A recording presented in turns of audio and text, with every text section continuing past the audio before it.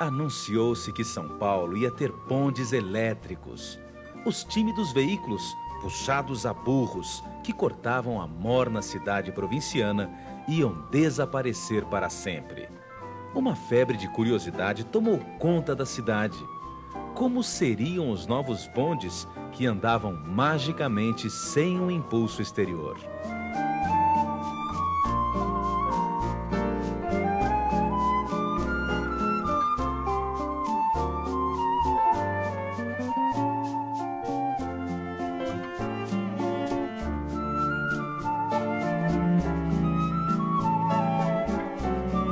São Paulo entra no século XX com os dois pés no futuro e uma população de 250 mil habitantes.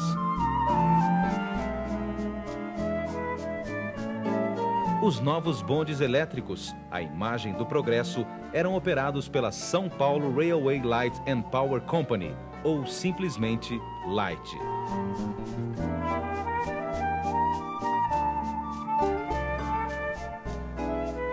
E essa febre de progresso contagia milhares de pessoas.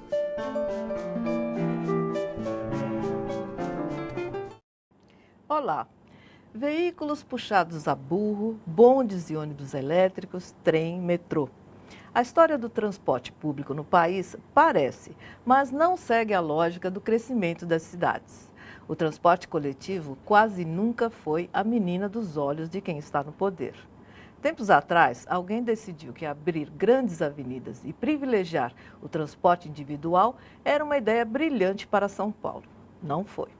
O carro, a bicicleta, a caminhada a pé, qualquer forma de mobilidade urbana encontra obstáculos quase intransponíveis.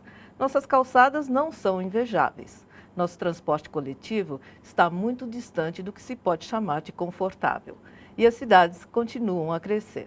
A mobilidade urbana e o transporte coletivo são o tema de hoje do Memória e Contexto. Os nossos convidados são o arquiteto e urbanista Klinger Luiz de Oliveira Souza e Henrique de Santoro Júnior, administrador do Museu dos Transportes da SP Trans. Na parte musical, uma cantora que traz na poesia e na voz a força da música nordestina, Socorro Lira. Prazer em recebê-los aqui.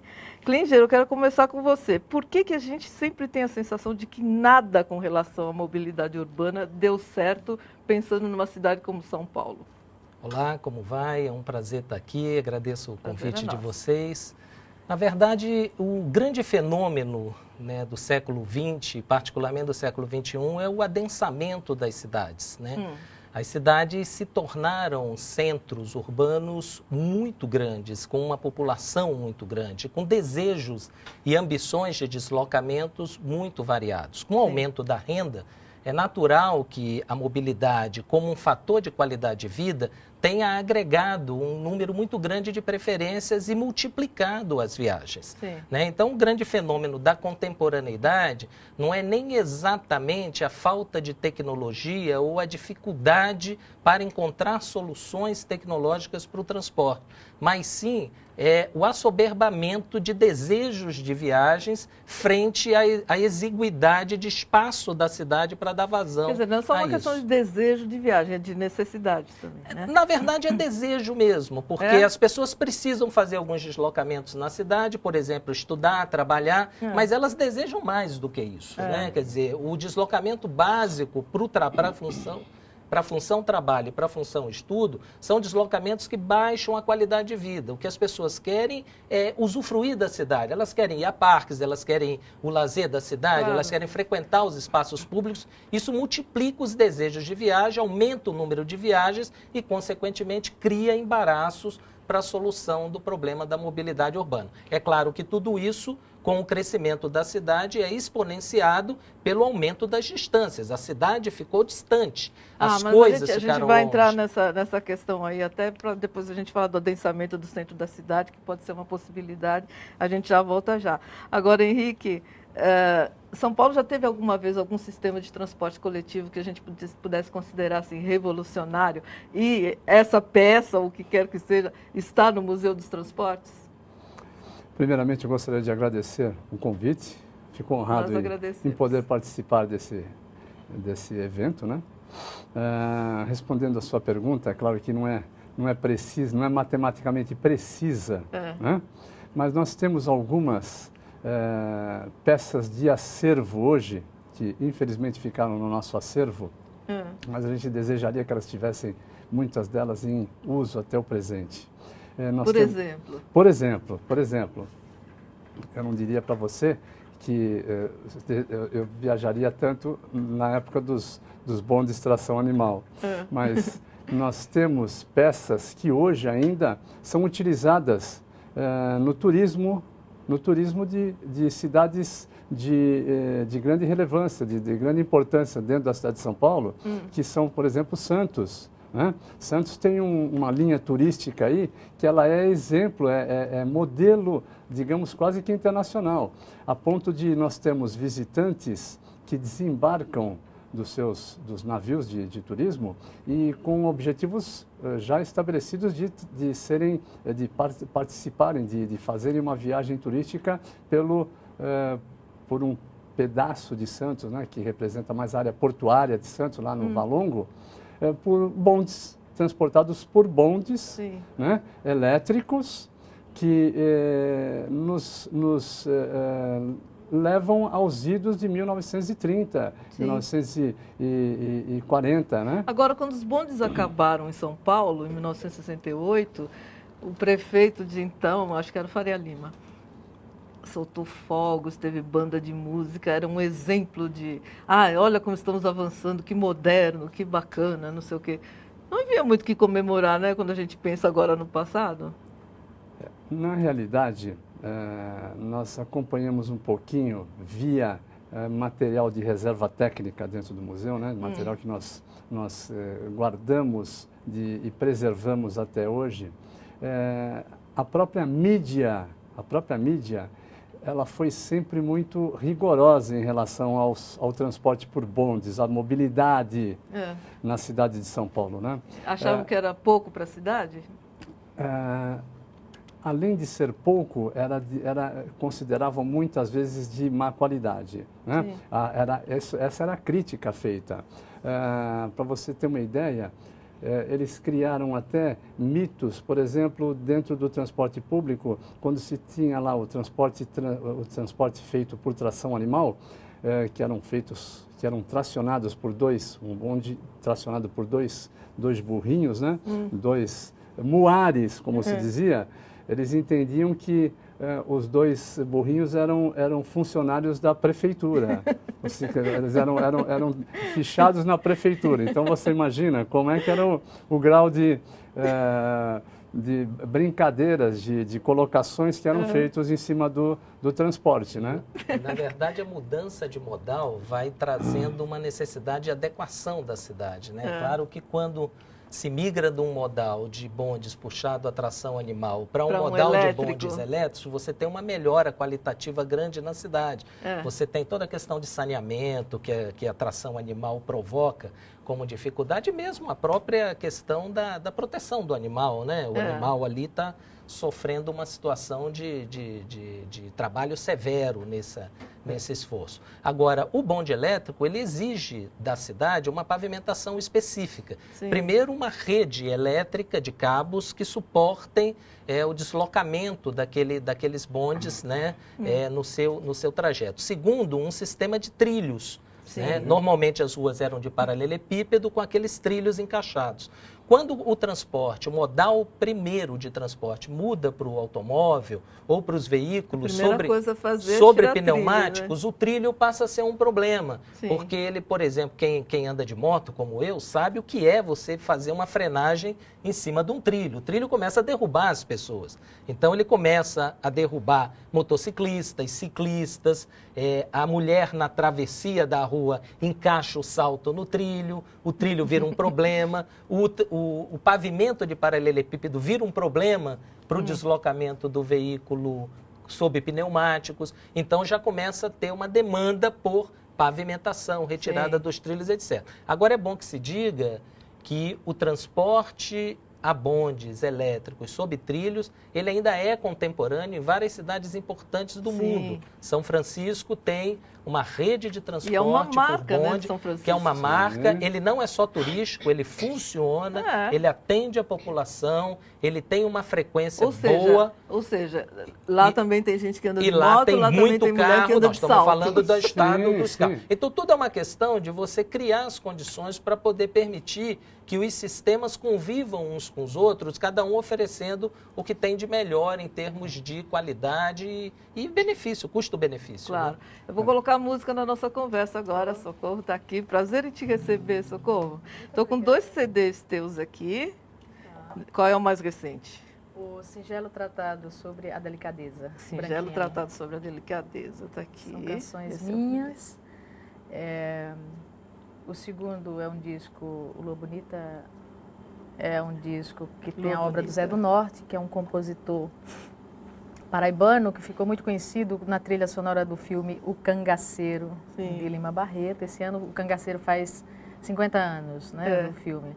Mas esse disco vem, né, desde o centenário do Zé do Norte, ganhei o prêmio da música brasileira com ele ano passado. Você venceu, né, o 23º prêmio da música brasileira. Exato, como melhor cantora, mas com esse disco aí, em homenagem ao Zé do Norte. Eu vou cantar um tema meu de um outro disco, acho que é um pouco da trajetória. Só me fala uma coisa, você veio da Paraíba. Eu está morando em São Paulo? Moro em São Paulo há quase 10 anos. Ando de transporte público, não sei dirigir carro. Não vou aprender, tá? Não pretendo, não tenho o menor jeito com máquina. Não tenho o menor jeito com máquina, né? E que legal, eu até gosto de estar presente ouvindo essas coisas, né? Mas sou da Paraíba, de uma cidadezinha chamada Brejo do Cruz, fica no sertão paraibano. Maravilha, seja bem-vinda. Embora você já esteja aqui há bastante tempo, a gente quer te ouvir. Maravilha.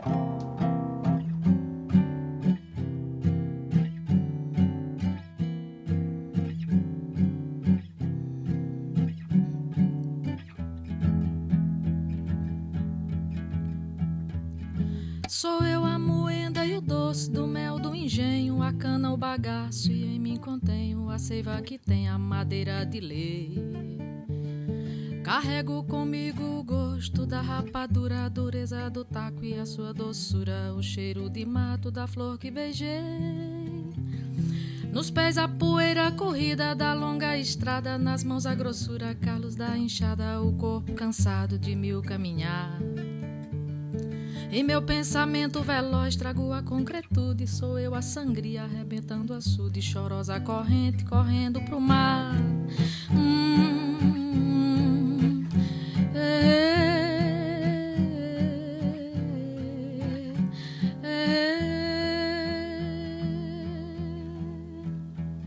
Sou eu a secura que afeta a nossa garganta, mas sou a ternura quando a gente canta, sou eu o pulsar desse peito a viver. E trago a firmeza da rocha, o tom do lajedo, um misto de força, coragem e medo, são marcas da alma pronta pra morrer. Sou eu um bocado de tudo, sou fé e descrença, sei pouco, bem pouco, mas tenho essa benção da terra que a chuva aprendeu a esperar. Reúno em mim o contraste da rosa e do espinho, tenho o privilégio de ver o caminho e por isso tenho o dever de cantar. Vem de dentro esse canto, vem, vem da mata que o peito tem, lá de dentro esse canto vem. Vem de dentro esse canto, vem, vem da mata que o peito tem, lá de dentro esse canto vem.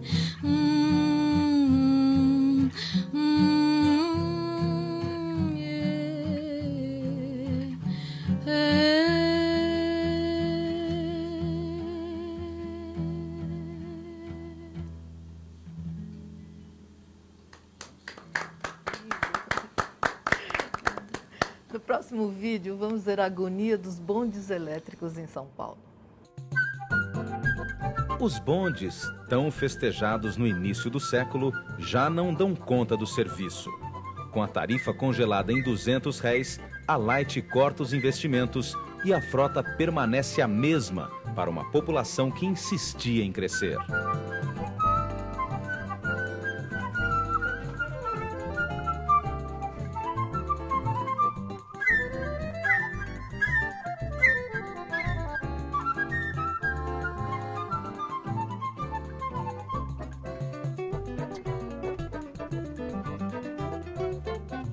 Mas São Paulo continua nas filas.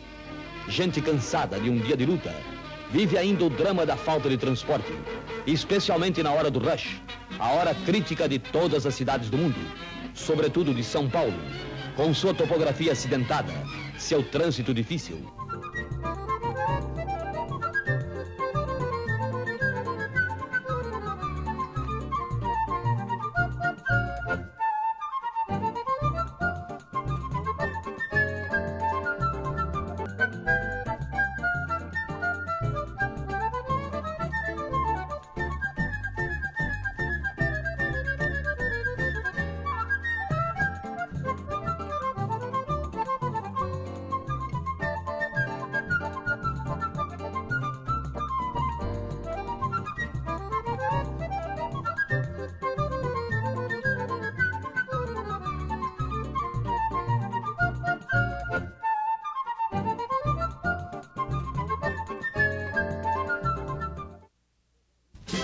E em vez destas peças de museu, tem o direito de exigir que somente ônibus e trolleybus, modernos como estes, cruzem os quadrantes da cidade, servindo ainda melhor a São Paulo, que todos desejamos livre do sofrimento das filas e da escravidão dos atrasos.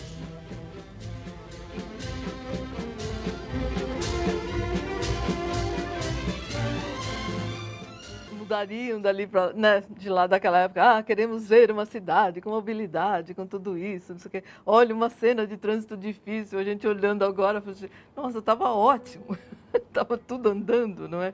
Agora, quando foi que essa cidade, uma cidade como São Paulo, deixou o transporte coletivo um pouco de lado e passou a privilegiar o transporte individual, Henrique? Olha, para você, nós temos alguma notícia e algum levantamento realizado no nosso museu com respeito ao transporte público por bondes da época, né? Nós tivemos aproximadamente acima de 900 quilômetros de trilhos urbanos. Nossa! Muito mais do que a gente tem de metrô hoje. Nós tivemos mais de 900 quilômetros de trilhos urbanos. Então, São Paulo era literalmente um entrelaçado de trilhos que atendiam os vários bairros de São Paulo que estavam em formação, ou que já estavam formados, sendo uma das linhas mais extensas, né, a que fazia Praça da Sé até o Largo 13. Que praticamente... Santo Amaro. Né? Era uma linha quase exclusiva que tinha uma extensão, a maior extensão de todas, né? Quanto tempo demorava para sair do centro a chegar a Santo Amaro de bonde? Olha, você sabe que não vamos dizer, o tempo que você levava na época, no máximo em torno de 40 a 50 minutos, se não fossem considerados os pontos, né? Sim, os pontos, a demanda paradas, né? aumentada, né? Mas por quê? Porque os bondes, apesar do seu porte de quase 18 toneladas, né?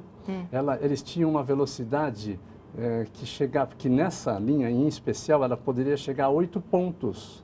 E esses 8 pontos correspondiam a quase 60 por hora. Muito mais do que se anda hoje de carro. 60 quilômetros horários. Né? Então, ele tinha uma velocidade bastante considerável e a velocidade média na cidade de São Paulo, de um modo geral, para os bondes, superava os 30 quilômetros. Interessante isso.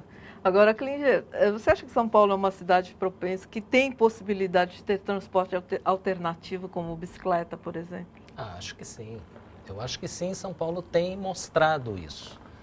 Na verdade... Mas como lazer, não como... Não, hoje a bicicleta já é um modal de deslocamento para trabalho e para a escola. Né? Já tem um número de usuários usando na grande São Paulo, na cidade de São Paulo, ou seja, na capital, não apenas na grande São Paulo, a bicicleta como modal de deslocamento mesmo para suas atividades cotidianas. É claro, e nós temos acompanhado isso tem sido uma luta dos ativistas que têm lutado a favor de melhorias, de segmentação, de maior segurança, acima de tudo, de maior compreensão, principalmente por parte dos condutores de outros modais, como o veículo, carro, o caminhão e o ônibus. E a gente imediatamente pensa na história do rapaz da Avenida Paulista, que perdeu o braço.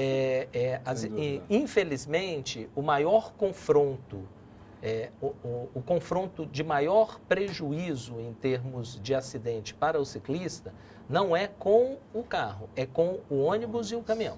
Principalmente o ônibus. São os veículos mais pesados que provocam os acidentes mais graves, não o maior número de acidentes. Se você separa, é claro que a pequena queda, o pequeno tombo, em termos de quantitativos, o carro terá uma participação maior. Mas os acidentes que provocam mutilações e vítimas fatais são concentrados nos grandes veículos, nos ônibus e nos caminhões. Então, são com esses condutores que é preciso um diálogo, no sentido de que eles compreendam, quer dizer, a necessidade de convivência desses dois modais. Então é uma questão também de educação. É fundamentalmente uma questão de educação. Eu costumo dizer o seguinte, é mais uma questão de educação do que propriamente uma questão de investimento em infraestrutura específica para o modal bicicleta.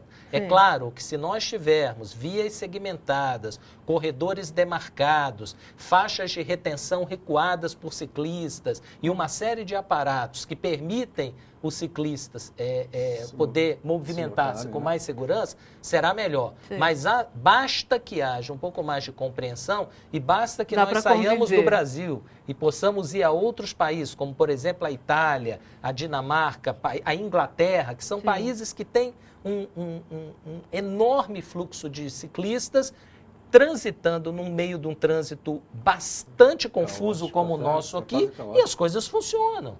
As coisas funcionam, não tem tanta via segmentada, não tem... As coisas funcionam por quê? Porque haja uma cultura de respeito, de compreensão e etc. Eu acho que São Paulo tem avançado nisso nos últimos anos, particularmente nos últimos 5 anos, esse debate tem sido muito forte na cidade. Música novamente na parada.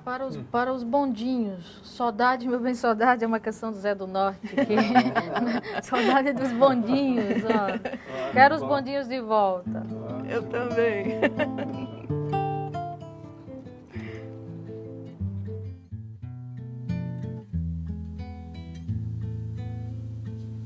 Saudade, meu bem, saudade, saudade do meu amor.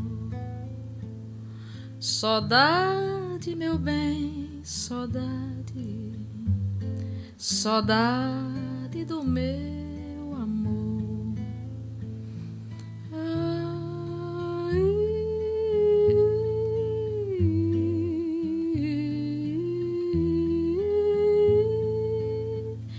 Foi-se embora, não disse nada, nenhuma carta deixou. Foi-se embora e não disse nada, nenhuma carta deixou. E o zóio da cobra verde hoje foi que a reparei. Se a reparasse há mais tempo, não amava quem amei. Se a reparasse há mais tempo, não amava quem amei. Quem levou o meu amor deve ser um meu amigo. Levou pena, deixou glória, levou trabalho consigo. Oh, renego de quem diz que o nosso amor acabou. Ele agora está mais firme do que quando começou. Saudade, meu bem, saudade, saudade do meu amor. Saudade, meu bem, saudade, saudade do meu amor.